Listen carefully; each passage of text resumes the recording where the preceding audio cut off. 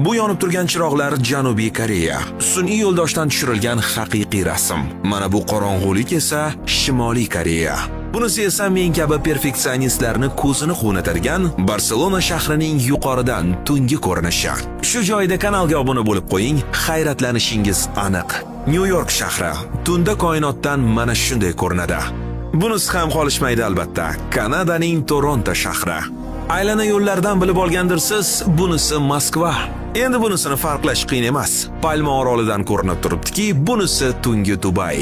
Yaponiyaning Tokiosi ham chiroqlarga boy shahar. Endi bunisi Real Madrid muxlislari uchun maxsus Madrid shahri. Asosan tunda aktivlashadigan Las Vegasning koinotdan ko'rinishiga nima deysiz? Tungi Parij ham ko'zni quvontiradi. Shu joyga hech yeta olmadim. Xo'sh, bunisini topa olasizmi? Shubhasiz, har birimizning orzu va maqsadimiz bo'lgan Saudiya Arabistonining Makka shahri. Markazdagi ushbu eng yorug', yulduzdek porlayotgan hududni esa anglagandirsiz. Fikringizni izohlarda yozing. Va nihoyat so'nggi koinotdan tushirilgan tasvir. Poytaxtimiz Toshkent shahri. Xo'sh, sizga qaysi biri ko'proq yoqdi? Fikringizni izohlarda yozib qoldiring va albatta videoni shu joygacha ko'rgan bo'lsangiz, like bosib, uni boshqalarga ham ulashib qo'yarsiz.